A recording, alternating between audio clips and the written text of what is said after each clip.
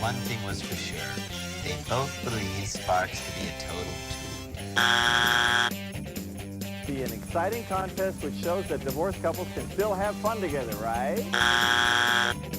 Mythological hero Achilles. C. On the spot dice spin. We are experiencing technical difficulties. Please stand by.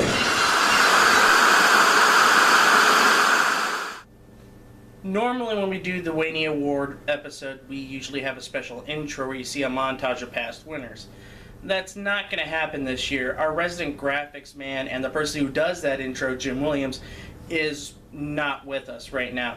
He's currently in the hospital in Vineland. Over the course of the summer, he suffered various injuries, and we here at Game Show Garbage, myself, Carl, my cameraman, my brother Garrett Seidelman, Mama Seidelman, Raymond Gallant, person who does Toon Crap, Russell Team Reviews, we all wish him the best, and we wish him a very speedy recovery.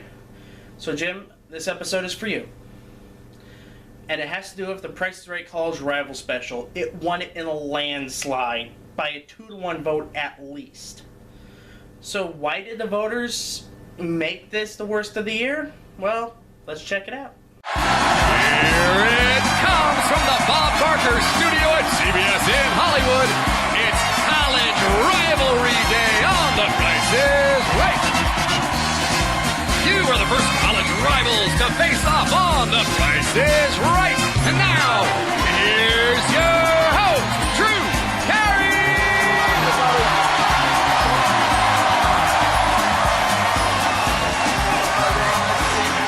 Rachel Reynolds, LSU. Say hi to my friend George Gregg. Morning, Drew. Hi, Mama Man. Go Arizona Wildcats. The show starts off differently as the contestants are calling out based on their rivalries that the colleges have. It also plays like your average episode of The Price is Right nowadays, just college students as the contestants look like they drank too much Rockstar before coming on the show. However, that's just par for the course nowadays. But then Drew explains the major twist for this show. It's going to be a crazy show today, folks. All college rivalries in the crowd. We got UNC and Duke, Harvard and Princeton to start out. Flip the coin to see who's going to come down first. Everybody's going to bid without going over, just like usual. And the one who doesn't get the win the bid out of the rivalries is going to go back to the seat. But it's okay, because if the person that gets on stage doesn't win, whoever went back to the seat gets $1,000. So somebody's going to win something. And that was the switch that drove viewers of the show crazy. Usually on the show, if you don't get the one bid, you stay on contestants' row until you either get on stage by winning a one bid, or you get lovely partying gifts, which nowadays is $300 cash, so it's not bad. The show decides to mess with the format by sending the loser of the rival back to the audience, but still can win $1,000 if the person that beats them fails at their pricing game. It's rewarding failure for the sake of a rivalry that is pretty much only cared about by those who only care about the school sports programs. This also irks me because failure in a game show shouldn't be rewarded. Reminds me a lot of the Karn and O'Hurley feud when they had divorced couples on the air for a special week. And that was about as bad as you can imagine. The gimmick was that if the winning team lost fast money, then the losers got $2,500 or something like that. The idea was bad there, and it's bad here. But aside from that, it was just your basic modern episode of The Price is Right. So your mileage might vary if you like the current version more than the later Bob and Dob years, or if you're a loyal friend of two and just really love Bob and Dob, and if you think Mike Richards and Drew Carey are the worst people on the planet for ruining The Price is Right. Your mileage might vary there as well. But for me personally, it's that gimmick that really kills it. It just doesn't fit well in a Price is Right setting. It just doesn't. This didn't sit well with too many people, and I could see why. Firstly, all the attention wasn't spent on the game itself, which is the meat of the show, and what the show normally does.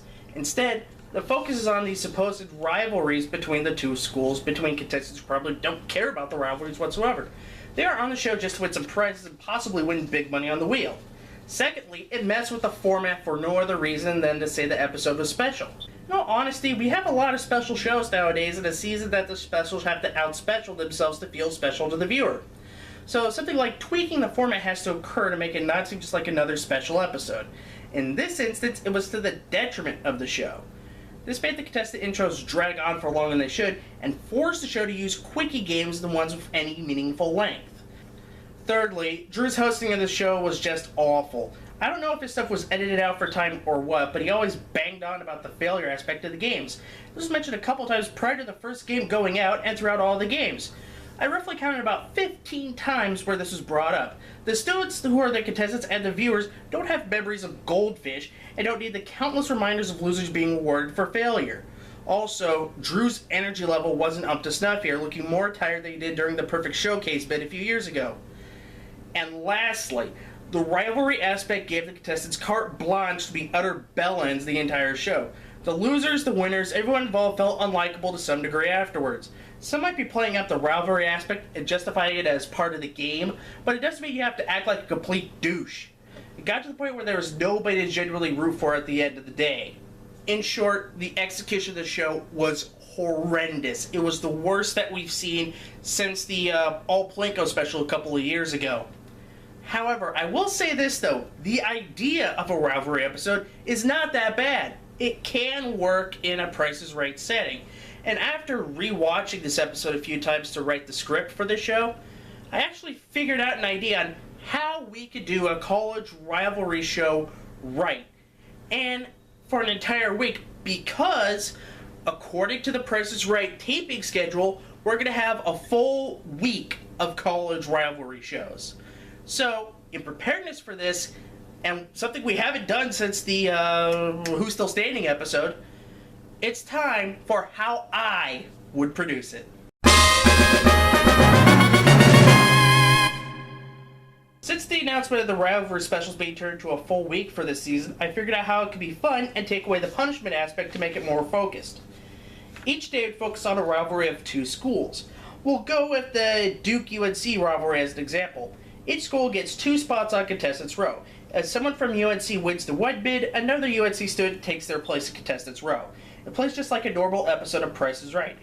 And as a bonus, whichever school wins the most one bids, that school gets $10,000 donated to help them out with a collegiate program or something to that effect, or maybe towards a scholarship fund.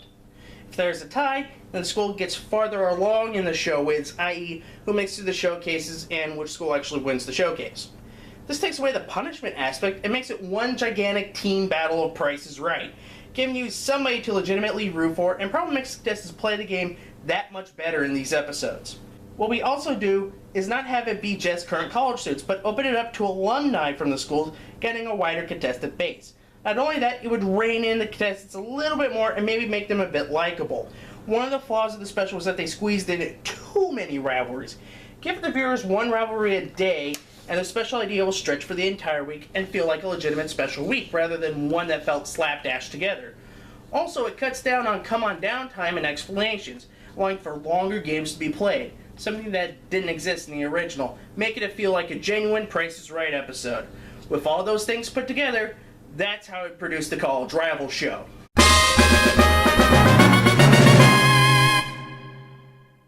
And that's it for the college rivalry episode of The Price is Right. It was the worst episode that we've seen since the All Plinko episode a few years back, and it just shows you how bad the show can be in this current iteration of the show. The idea was good, but the execution flat out sucked. The punishment aspect was ham-fisted, especially rewarding failure. The contestants were unlikable, Drew looked like he just didn't care, and everything else felt subpar compared to other specials that the show routinely does. Let's just hope that this doesn't become a whole week of specials like this episode. Hopefully it'll be tweaked, but if it isn't, then it's going to be an unbearable week to sit through, especially going through 40 rivalries over the week, which will turn off a lot of people. And that's it. That's your winner for this year. And you know what? I gotta be honest. Out of all 8 winners that we've had, this is one of the least offensively bad shows that we've done. I mean, probably aside from Aussie Price is Right, this is probably the best show that we've actually covered here on Game Show Garbage for the Weinies. I mean, I'd rather watch this over Take It All, Million Second Quiz, The Briefcase, Buzzer Password, oh, and lest I forget, Love Triangle. Well, that's going to do it for this shining edition of Game Show Garbage. I'd like to thank you for watching. Bye-bye!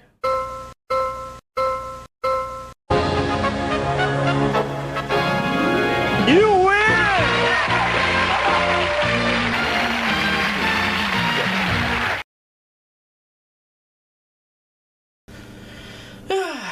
Well, that's another induction down, Garrett. Did you like it? It's okay. Yeah. I just wish I didn't mess with. I just wish I just left my water bottle alone during the takes. No, you're okay. We got some emails recently. Really? Yeah, apparently there's a video up on YouTube right now that's saying that it's one of the worst shows of all time and we should cover it. We? Well, Game Show Garbage should cover it. Oh, okay. Yeah.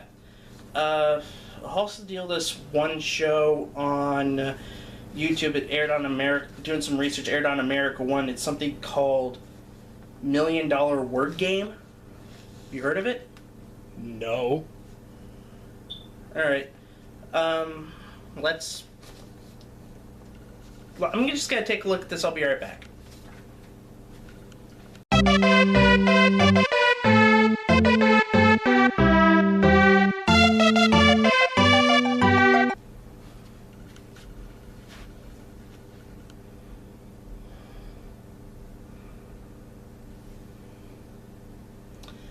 How did that show even get on the air? Alright. Before Halloween, $1 Million Word Game is gonna be on Game Show Garbage. Hope you enjoy it. Bye bye!